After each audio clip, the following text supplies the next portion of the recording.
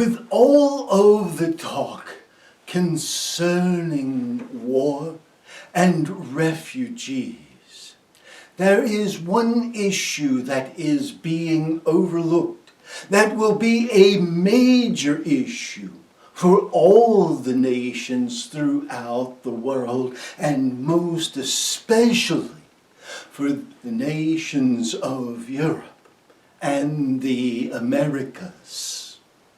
And that is the issue of post-traumatic stress.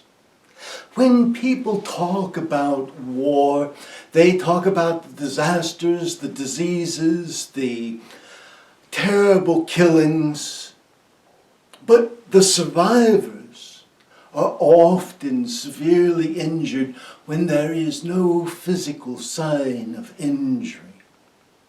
Now, amongst professional soldiers, this issue is not as big as it is amongst civilians. It still exists, and it is still real.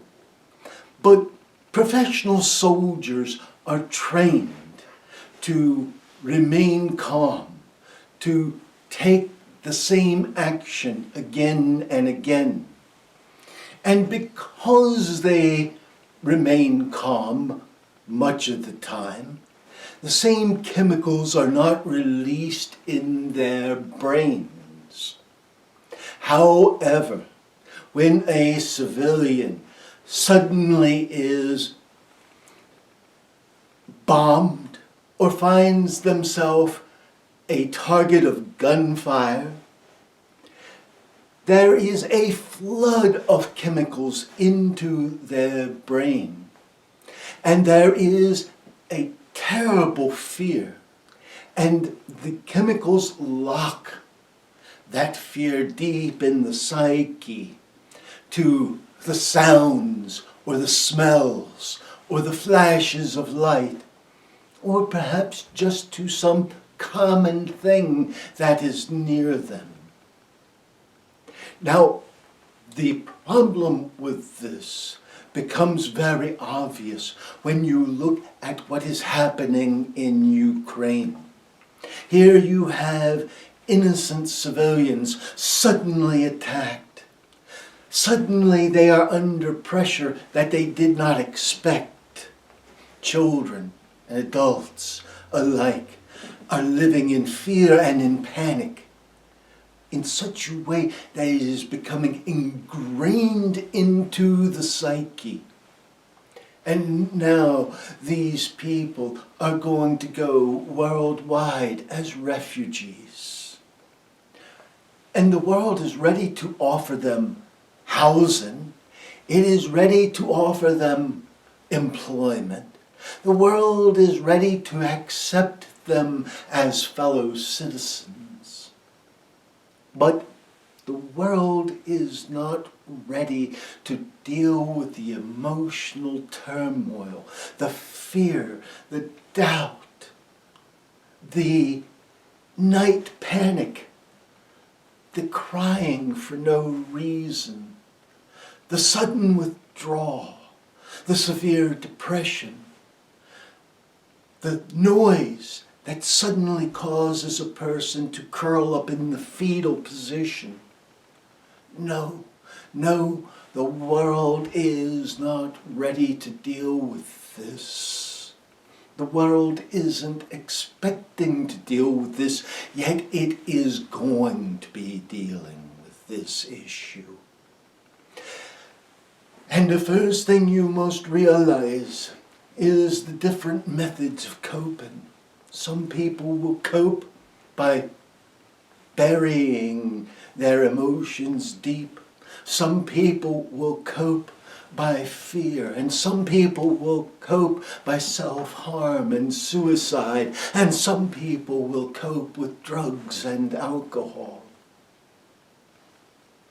Of course, the only cure, the only true cure, is acceptance and total love, where a person can feel safe enough to allow what is in their psyche to become unburied, to be exposed, and then to be purged from their being. But this kind of unconditional love is so hard to come by in our world. And yes, this problem will touch all kinds of unexpected places. It will touch the security industries.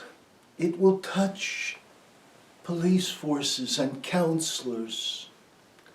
It will touch the officer walking his beat. It will touch counselors who aren't sure how to even deal with this grave problem. It will touch the film industry. Suddenly films that seemed harmless will cause turmoil and distress for huge segments of the population. So the entertainment industry will have to all of a sudden alter itself. But not only will it need to alter, it will also need to alter in such a way as to help people to learn to cope. Yes, your whole world will be touched. Even the way your seating is arranged in restaurants and how people are approached will have to temporarily change, just as it did after other wars that had tremendous impact on people. There are still people who have been in war today who cannot even sleep in a house. They sleep on the street, not because they choose to be homeless, but because they do not feel secure being confined. Can you imagine what that is like? And now you are having millions of people flee with this kind of distress ingrained into them. And if a trained soldier has that problem, how much more so do you think a frightened and panicking civilian will have this issue? So, we are telling you that it is absolutely necessary that you as a society must prepare to give these people what they need, psychologically, spiritually, realistically. They will not need, "Oh, it's all right, you're safe now." They will not need you saying, "Oh, cheer up, things are good here. It's safe, you don't have to worry." Then they will flip on their television and see the honest truth that people get shot on your streets. So, what you have to have in place is an understanding amongst the populace and true programs on local, state, and federal levels to help these people cope. And society itself will need to make changes, and the educational system will need to implement a plan of training throughout the various countries of the world. This is just as important as basic health education, as basic sex education, or basic training in how to write a check and balance your ledger.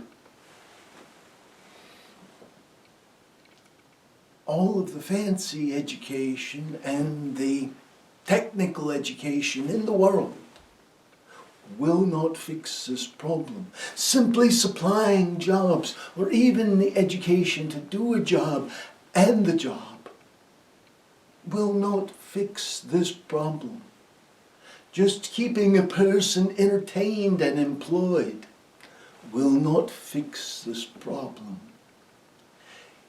You now, because you failed to help these people when it was needed, because you failed, you now will have to provide true emotional support, true psychological support throughout your society, throughout all of the societies, throughout all of the nations of the world.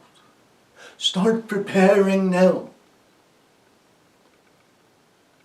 We are telling you, if you are in the field of psychology or psychiatry, start planning.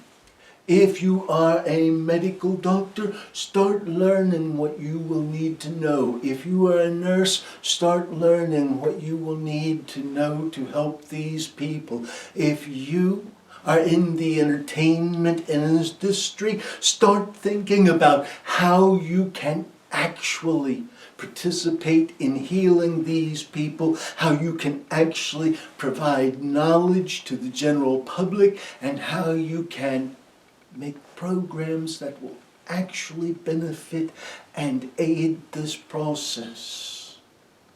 It is a societal change that will have to be made. If you are in politics, now is the time to start thinking about the policies that will have to be put in place. If you are clergy in a church, a rabbi, imam, a priest, a bishop, a pastor, you won't be able just to say, "Oh, God will fix it," or go home and say a prayer. Oh, yeah, it might be possible to have a person repeat a prayer if you want them to just more or less become a disassociate with their illness. But what you really want to do is cure them. You want to help them. This will take love and compassion. The same love and compassion that you offer alcoholics. The same love and compassion that you offer drug addicts. And those who are not offering that, well, they should not be in the clergy anyway. Those who are just simply saying, "God will heal you." God heals many things, but God moves through people to heal many things. And this is a problem that has been caused by man. And the divine will move through humanity to solve the problem. But you made the problem, so you will be allowed to solve the problem. We leave you with blessings and with peace. Peace be with each of you.